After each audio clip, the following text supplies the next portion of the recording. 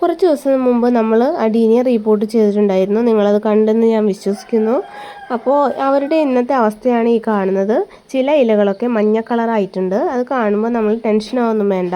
അഥവാ ഇനി വെള്ളം കുറഞ്ഞു എന്ന് കരുതി കുറേ വെള്ളം കൊണ്ട് ഒഴിക്കുകയും ചെയ്യരുത്. അങ്ങനെ ചെയ്യുന്നത് നമ്മുടെ ചെടിക്ക് ദോഷമാണ്. റിപ്പോർട്ട് ചെയ്യുന്നതിൻ്റെ ഷോക്ക് കാരണമാണ് നമ്മുടെ ചെടിയിലെ ഇലകളൊക്കെ മഞ്ഞ കളറാവുന്നത്. പഴയ ഇലകളൊക്കെ ഒരു പരിധി വരെ പോവും. പിന്നെ ബാക്കി ഇലകളൊക്കെ അവിടെ നിൽക്കും. പുതിയ മണ്ണിൽ വേരുറച്ച് കഴിഞ്ഞാൽ പുതിയ തളിരിലകളൊക്കെ വരും. അതുവരെ നമ്മൾ വെയിറ്റ് ചെയ്യണം. അധികം വെള്ളം കൊടുക്കരുത്. ഈ മഴക്കാലത്ത് അടീനിയങ്ങൾക്ക് വളരെ ചീച്ചലൊക്കെ വരാനുള്ള സാധ്യത കൂടുതലാണ്. ഇലകളിൽ കറുപ്പ് നിറം കണ്ടാൽ ആ ഇലകൾ അപ്പം തന്നെ മാറ്റുക.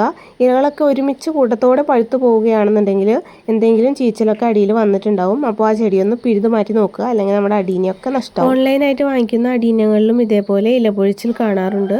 പുതിയ മണ്ണിൽ വേരൊക്കെ ഉറച്ചാൽ നല്ല പുതിയ ലീവ്സൊക്കെ വരും. അതുവരെ നമ്മൾ വെയിറ്റ് ചെയ്യുക. ഓവറായിട്ട് വെള്ളം ഒഴിക്കരുത്. കൂടുതൽ അടീനിയങ്ങളുടെ വിശേഷങ്ങളൊക്കെ അറിയാനായിട്ട് ചാനൽ സബ്സ്ക്രൈബ് ചെയ്യുക. താങ്ക്